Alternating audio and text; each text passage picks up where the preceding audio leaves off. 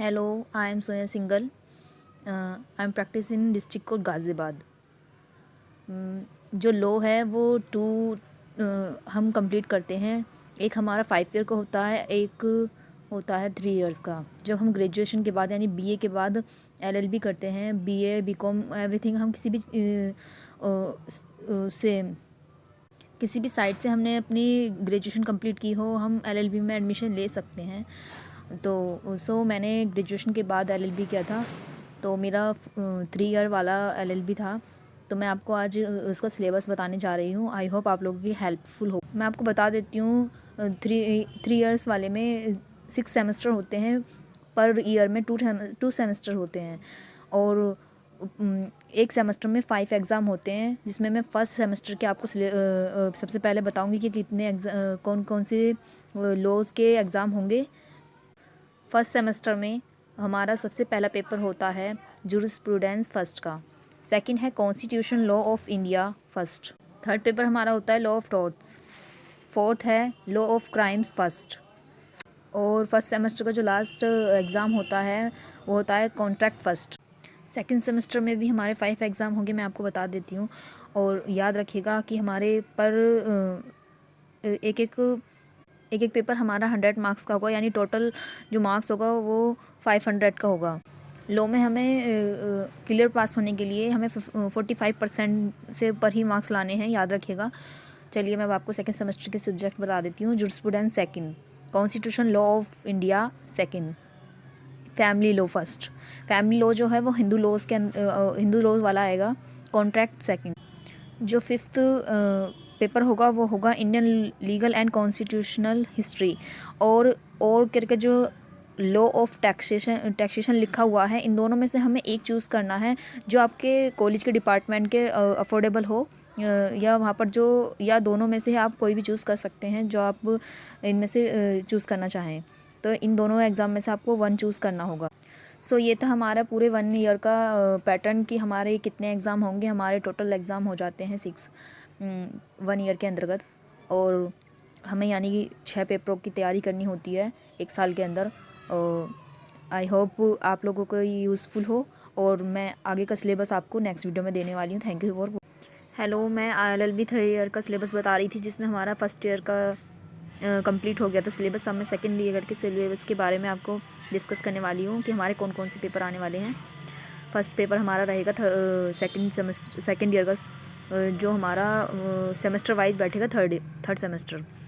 तो हमारा first paper होता है फैमिली लॉ सेकंड, जो मुस्लिम लॉ का पर डिपेंड होगा।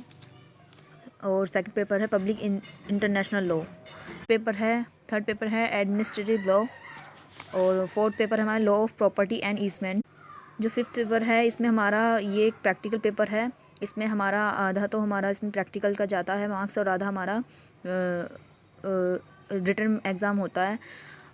तो इस सिलेबस इसका नाम है professional ethics accountability of lawyers and bar bench relations. ये प्रैक्टिकल ट्रेनिंग पर डिपेंड है। सबसे मेन रहेगा ये आपका थर्ड सेमेस्टर में। हमारे फोर्थ सेमेस्टर में जो एग्ज़ाम आने वाले हैं वो कंपनी लॉ, सेकंड है लेबर एंड इंडस्ट्रियल लॉ, और थर्ड है इन्वायरमेंटल लॉ। जो फोर्थ होगा उसमें फोर्थ में हमारे ऑप्शनल पेपर्स होंगे 3, जिसमें हमें क्रिमिनोलॉजी एंड पेनोलॉजी, और law of trust equality and the fund fiduciary relations, और फिर और आता है हमारा banking law including negotiable instrument act. ये मैंने अपने सिलेबस में लिया था, क्योंकि आजकल जो ट्रेंड है सबसे ज़्यादा अच्छा है ये हमारे लिए, और जो आपके कॉलेज के डिपार्टमेंट में अवेलेबल हो आप उसी के बेस पर इस सिलेबस में चूज़ कर सकते हैं। जो फिफ्थ पेपर होगा वो arbitration consultation and alternative dispute resolution, यानी कि प्रैक्टिकल ट्रेनिंग होगी। इसके अंतर्गत हमारी फाइलें बनती हैं, और टोटल जो मार्क्स हैं हमारे कैरी किए जाएंगे। ये रहा 100 मार्क्स फाइल पर डिपेंड होगा, और हमारा वाइवा वगैरह होगा। तो इसमें वो नहीं है कि 50 मार्क्स हमारे रिटर्न में होंगे और 50 मार्क्स का हमारा प्रैक्टिस का होगा। तो इसमें टोटल मार्क्स हमारे वाइवा और प्लस प्रैक्टिकल फाइल, ये सब चीज़ें होंगे। इसके ये एक तरीके से मान लो ये हमारे लिए बहुत ज़्यादा इंपॉर्टेंट हो जाता है, क्योंकि इसके अंतर्गत हमें लोक अदालत में ही जाना होता है। कोर्ट के अंदर जाके लोक अदालत लगती हैं जो हर साल। इसके अंतर्गत लोक अदालत में जो समझौते कराए जाते हैं और काफ़ी कुछ सीखने को मिलेगा। तो ये सबसे अच्छा सिलेबस रहेगा आपका, जिसमें आपको कोर्ट का विज़िट करना कंपलसरी हो। ये हमारा सबसे मेन सेमेस्टर मान लीजिए कि जितना भी ओवरऑल है वो इन पर डिपेंड होता है, क्योंकि प्रोसीजरल लॉ हैं सारे। अगर हम इनको जान लेते हैं अच्छे से तो हमारा ऑल लॉज को समझने में इजी हो जाता है। तो ये सेमेस्टर हमारे लिए सबसे ज़्यादा इंपॉर्टेंट हो जाता है। इसमें आता है सीपीसी यानी कि civil proceeding code and limitation act, यानी कि इसके अकॉर्डिंग जितने भी हमारे सिविल मैटर्स होते हैं इसी के रूल्स के अकॉर्डिंग 5th सेमेस्टर में हमारा criminal civil proceeding code and limitation act एक साथ आएगा। सेकंड पेपर होगा हमारा लॉ ऑफ क्राइम्स, सेकंड।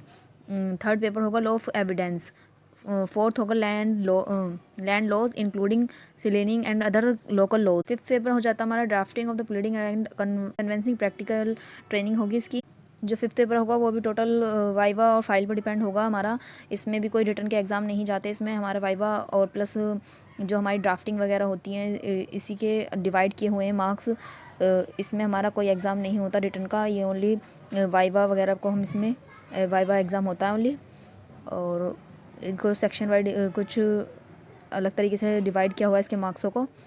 सो हम इसको बाद में बताएंगे। आप सेमेस्टर में हमारा आएगा वो 6th सेमेस्टर में फर्स्ट पेपर होगा हमारा इंटरप्रिटेशन ऑफ स्टैट्यूट। जो सेकंड पेपर होगा हमारा वो होगा legal language and legal writing including proficiency in general English. Third paper हमारा होगा लॉ ऑफ ह्यूमन राइट्स, हमारा law relating to women and. तो हमारा फिफ्थ पेपर हो जाता है 6th सेमेस्टर का, वो है मूट कोर्ट। मूट कोर्ट एक तरीके से नकली हमारे कॉलेज के अंदर ही एक नकली कोर्ट बनाकर तैयार की जाती है, जिसमें हमें कुछ केसेस दे दिए जाते हैं और उसको हमें प्रिपरेशन करना होता है ग्रुप वाइज।